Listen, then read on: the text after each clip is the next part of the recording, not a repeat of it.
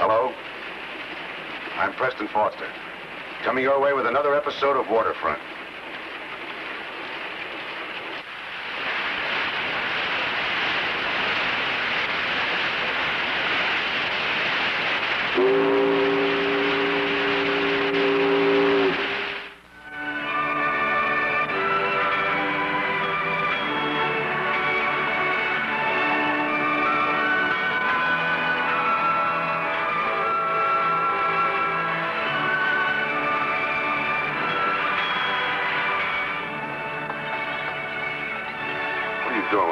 Trying to wear it out? A day like this, the shore land's got to shine. Just look at Mr. Sawyer. Yeah, but it's gonna fog over. You telling it right about the weather, Captain John, but my knees don't tell me nothing about no fog today. By 1600, the harbor will be closed in so tight you won't be able to see past the end of your nose. I'll string along with old man Sunshine. Now, if I was a gambling man, why, you know I'd do. I see. How about that new copper skillet you want for the galley? Against the mess of your favorite tamales? It's a deal. Only don't tell the boss. You know I never discuss our private enterprise with Mrs. Herrick. All vessels stand by. This is a Coast Guard emergency call. A drifting mine has been reported, bearing 2 degrees northwest of Spanish Point. Description indicates it may be of foreign origin, similar in type to those dropped by the enemy in Korean waters. This mine is dangerous. Do not approach. Report any sighting to the Coast Guard at once. If you're right about that fog, the Coast Guard isn't going to have any picnic trying to find that mine this afternoon. Well.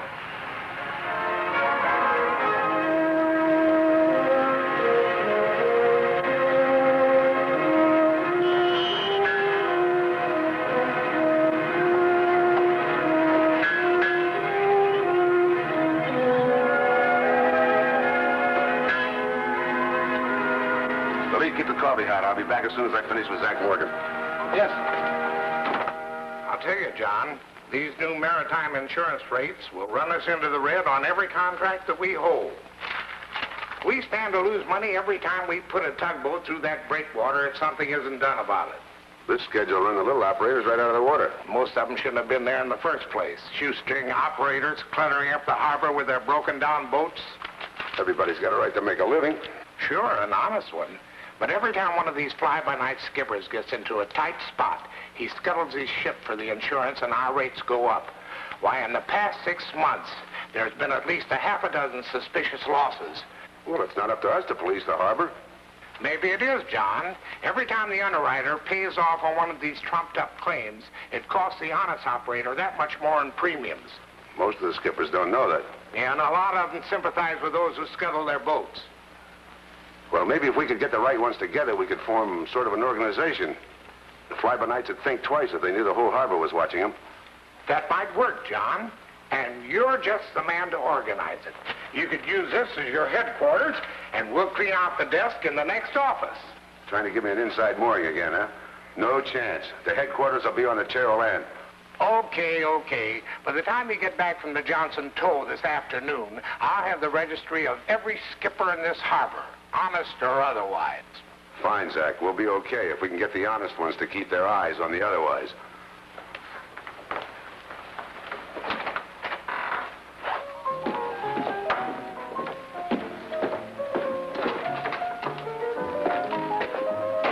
Hey, Mark.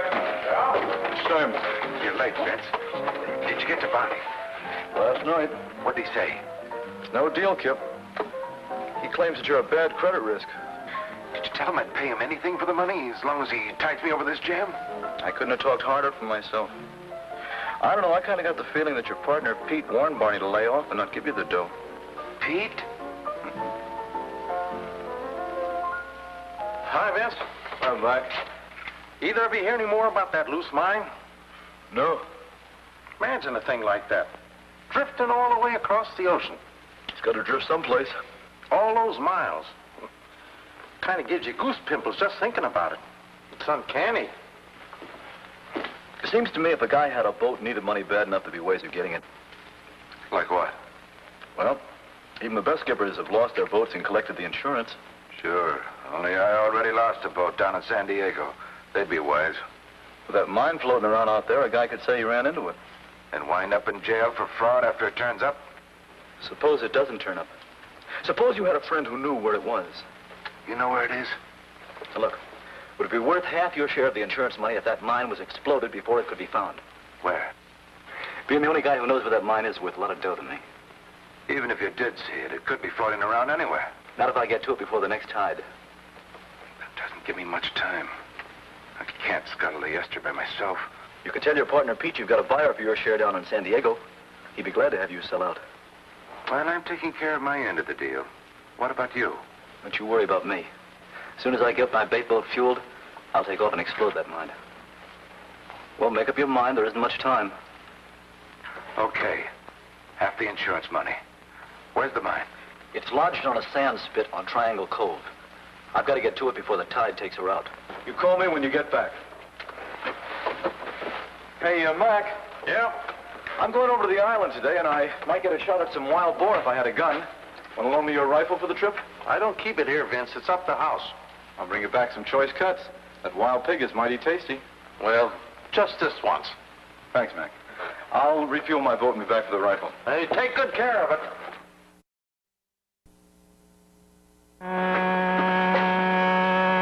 If this fog keeps up, that floating mine will have me cooking tomatoes for St. Peter's before we know what hit us. Where that mine was sighted, it can't be within 20 miles of here. If you say so, Captain. Must be some mighty short miles. What? Wally, break out the life raft, just in case. Then come up to the wheelhouse. Take the wheel, Billy. Yes, sir. Cheryl and a dispatcher. Come in, Herb. Go ahead, Captain John. Notify the Coast Guard. Just picked up an explosion off the starboard bow. Proceeding to pick up survivors. Got it. Keep you posted. Billy, break out some blankets and open up the medicine locker. Yes. Tell Wally to hurry up. Yes, sir.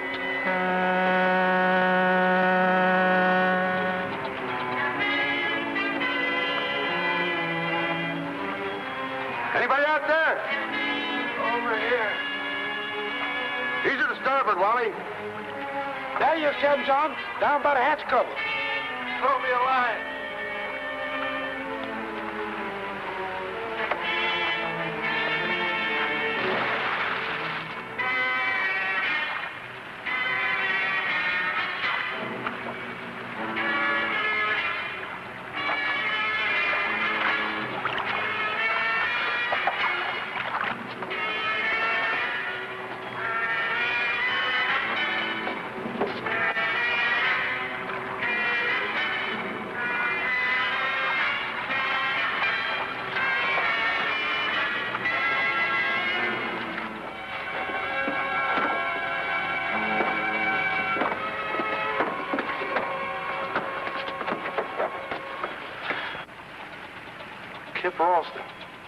Anybody else with you? Only Pete. I yelled at him as soon as I spotted it. But I guess he didn't make it out of the engine room before the mine hit us. Mine? Right on our course. The next thing I knew, I was in the water. You better get those burns taken care of. Oh, I'm all right. But it's sure tough to lose Pete and the Ester. Billy, take them in the cabin and fix them up. Yes. Wally, keep cruising around. Maybe Pete's still out there.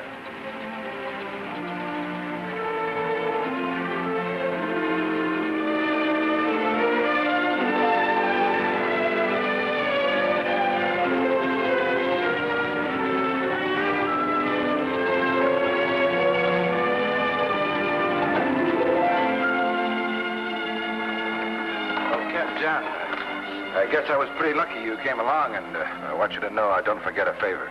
And thanks for the dry clothes. Sorry I couldn't do as much for Pete. Yeah, sure. Well, be seeing you. So long.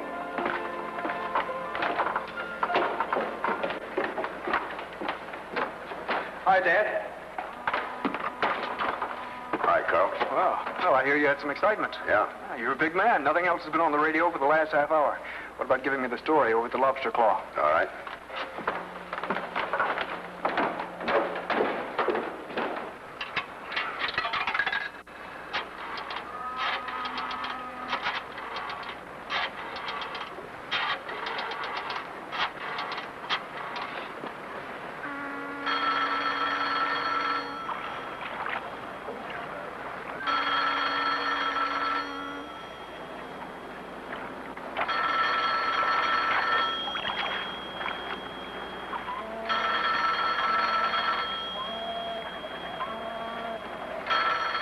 Tides and currents play a lot of strange tricks. But after all the years I've been working these waters, it seems to me that mine should have been miles from where it was when the Esther hit it. Trouble is, Dad, if, as you say, Kip pretended the mine scuttled his boat, then the Coast Guard picks up the mine, his neck would be in a noose. That's the gravy on the vest. Kip Ralston's reckless, but not that reckless. Don't argue with your father. I'll get it. Be right with you, Captain John. Lobster claw. Mac, have you seen Vince Bellows? Kip, thought you'd be in bed taking it easy. My number wasn't up, that's all. What about Vince? Didn't you hear what happened? It cost you $10 to see him. Look, quit playing games. Where is he? He's what? I tell you, he's in the jug. All I know is he got in an argument over one of his bait bills and wound up in a brawl. The other guy had bail, Vince didn't, so he's in jail. When was he arrested? Oh, a little while after you left. Oh, say, Kip, if you get to talk to him, tell him I brought down my rifle. He can pick it up at... Hung up.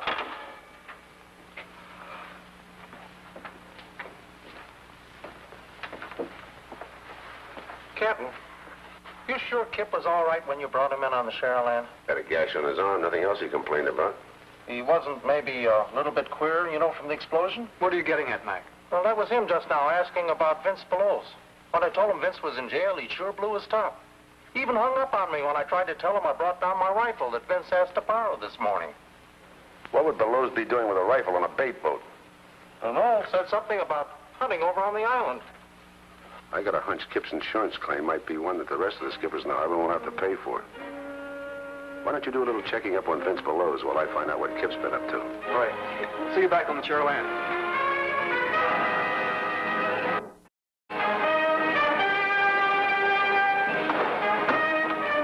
Well, let me know as soon as there's any sign of it lifting, will you, Herb? Right, thanks. Can the Cheryland shove off right away, Dad? Well, I guess so. Why? Kip just bailed Vince Bellows out of jail. Yeah? And went back to the lobster claw and picked up Mac Benson's rifle. Rifle? It's not much of a day to go hunting. While they were gone, I had a few minutes alone aboard Vince's bait boat. It's all fueled and ready to set out to sea. Well, they won't sell much bait. Fishing barges don't go out in this kind of weather. Well, they're going, but not to sell bait. Now, take it easy, Carl. If Kip and Vince are up to something, they're not going to lead us to where they're going. We couldn't follow a boat without being discovered. Maybe we can. It's no use, even in this fog, to hear the Cheryland's engine. Not if we're far enough behind them. You're talking in riddles, Carl. A boat doesn't leave footprints on the open water. Vince's bait boat might. Flying Navy planes, we used to carry a dye stain to mark a crash area if we had to ditch at sea. You'd be surprised at what a signpost that stuff leaves on the water. Well, let's get underway. Right.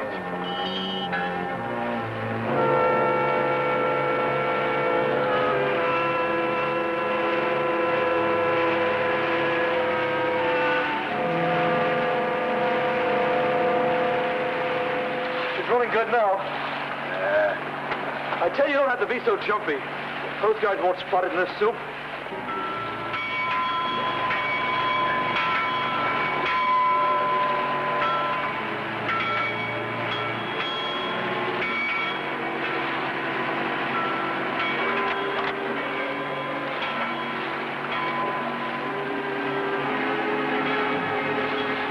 Just because you're loading that rifle, Kip, don't get no screwy ideas. You can't afford them. Maybe I should have had some ideas of my own a little sooner. Sure, Kip, sure. Only your partner Pete didn't know what you were up to out on the Esther. Me, I do. A guy like you can get too smart, Vince. Smart guy thinks ahead.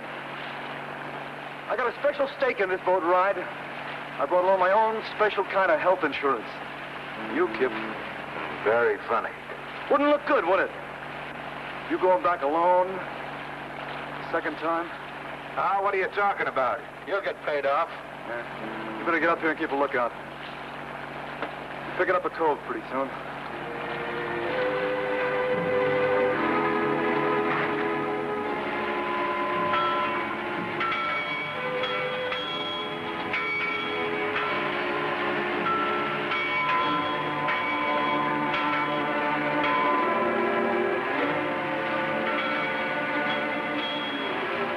Hold it. Dye stain. 4 points to port. Good. 4 points it is. Steady as she goes.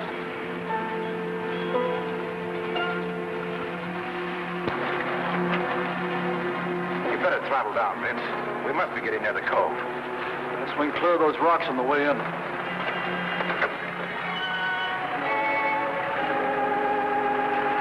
What are you trailing back there? Nothing, what? We're leaving a slick on the water. Shut the motor off, Vince.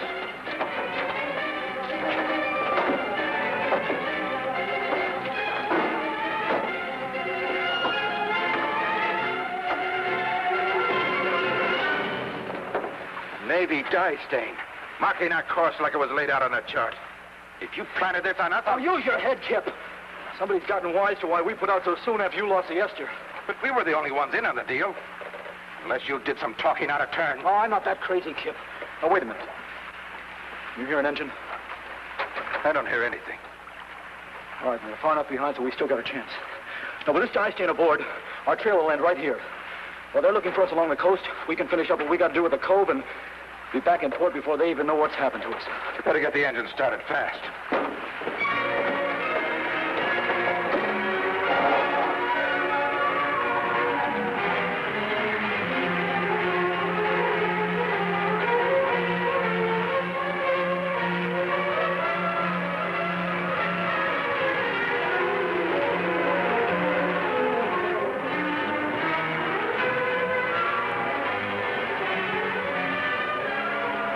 Reverse engines, Carl. We've run out of marker dye.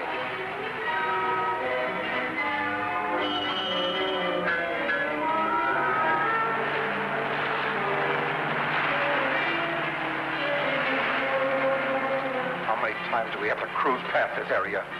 You sure you got the right place? Yeah, I'm sure. Let's try just one more run.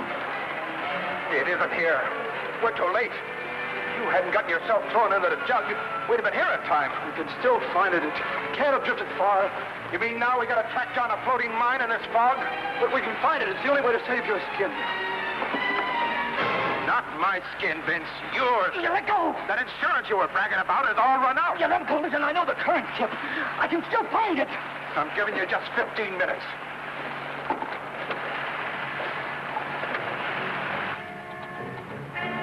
It's no use. I can't pick it up. Better take it slow ahead.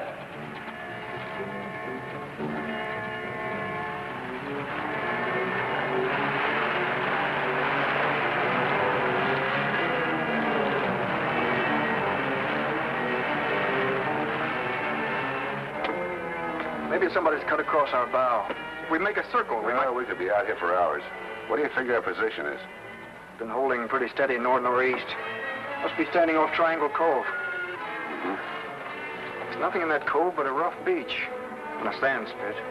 The reported position of that mine, it could have drifted in there. It's a good place to hunt for live bait, too. We might pick up the trail again. All right, take it easy going through that entrance.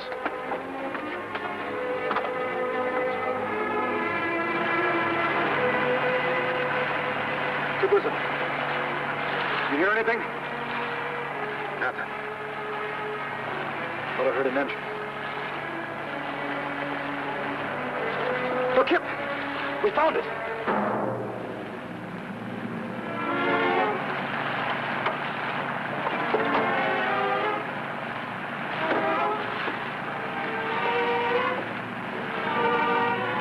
Don't fire, Kip! I tell you, I hear an engine. Let go of the barrel. Don't be crazy. If you explode that mine now, they'll hear it. The ones who hung the tin can on our tail? Who else? I gotta get rid of that mine. Put your neck in the noose. I got a better way. Talk fast. We haven't got much time. All right, that dye stain they hung on the boat. If that can lead them to us, it can lead them right onto that mine. Sure. We'll give them a real trail to follow. I'll take over the wheel. You throw that dye stain back over the stern.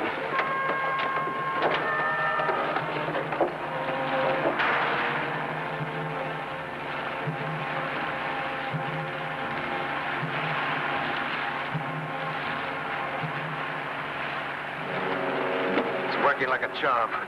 We're leaving a trail as bright as Front Street on Saturday night. Mine's just up ahead. I'll run by as close as I can so the stain will swing right into it. So long as we don't swing into it. Any picnic getting that stain off your hands before we get back into port. Keep your eyes on where we're going.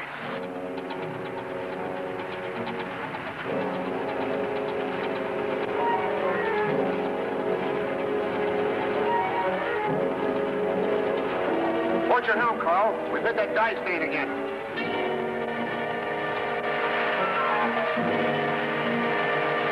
There it is.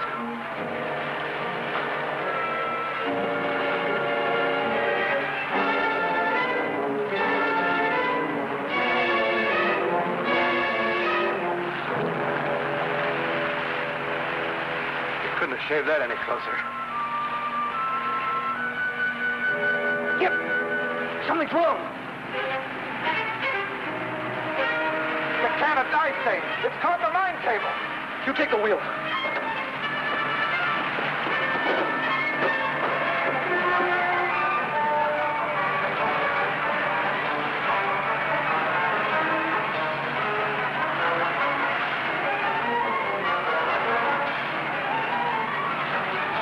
We must be getting close. I can hear a motor. You reverse the engine. The lines follow the propeller. Will you cut the engine? Cut the engine! Will you cut the engine?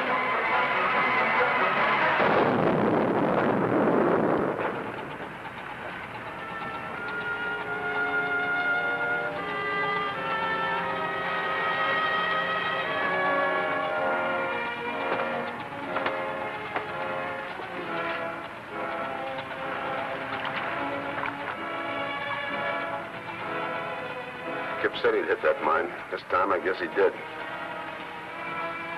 Let's take her home, Carl.